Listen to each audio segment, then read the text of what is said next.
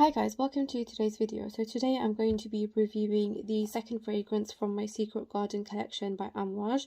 So a couple of days ago I did a review on the first fragrance, which was the Lilac Love for Women, which is the purple one. Today I'm going to be doing the pink one, which is called Blossom Love. So the tester is exactly the same as the first one, where you've got the name of Amouage, the logo, and then also you've got the name of the fragrance. I don't know if you can see it, but it is there. So because I've reviewed the Lilac Love first, and this is the second one I'm doing from the Secret Garden collection, in this video there will be some comparisons to the Lilac Love as well. So the Blossom Love was launched in 2017. It's a floral fragrance for women. It's approximately £160 depending on where you buy it from. I'm going to go straight into the notes though. So the top notes are heliotrope and bergamot, the mid notes are amaretto, cherry blossom, yang yang and rose, and the base notes are tonka bean, vanilla, suede and amber. So straight away you can see that the notes are quite similar to Lilac Love, but the mid notes are different and the base notes are slightly different as well. So from the first spray, I definitely felt like it was more subtle than Lilac Love.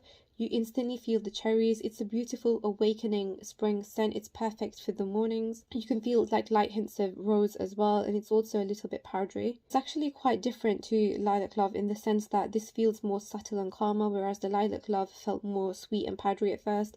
This doesn't have the same level of sweetness as Lilac Love, but there is some hints of sweetness there. After about half an hour, the scent brings out the yang yang with a background of vanilla and is still slightly powdery. The quality is very, very good, as you get with Amouage scents anyway. The projection is average. I would say the person next to you can smell it, but it doesn't fill up the room, and I also didn't think it projected as well as the Lilac Love initially.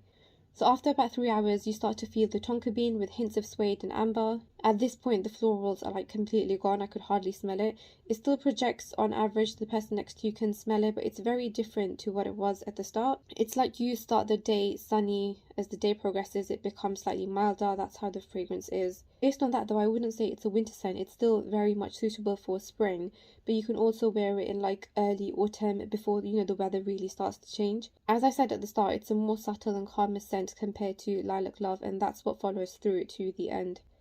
So on my skin, I got 4 hours with 2 hours of average projection. After this, the strength starts to go down. So after 4 hours, the scent is very, very light. Again, that's just my body chemistry though.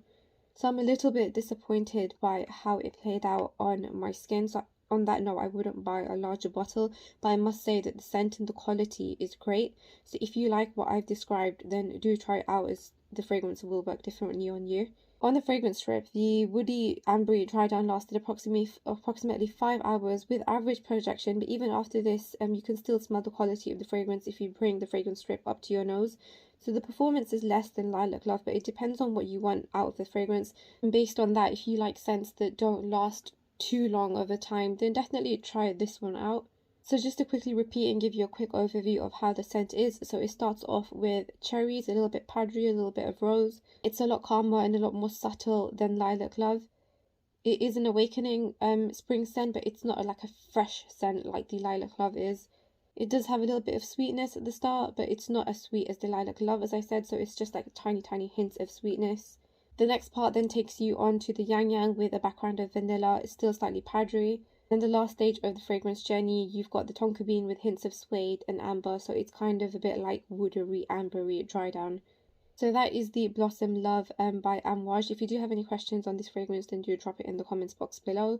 I really did like the scent. As I said, I thought it was a lot more calmer than the Lilac Love. It gives you a different type of feeling, but then because it only lasted about 4 hours on my skin with average projection for about 2 hours, based on that I wouldn't go out and buy a bigger bottle myself.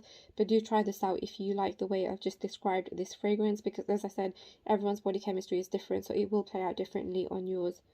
So thank you for watching today's video. As I said, if you do have any questions, then do drop it in the comments box below.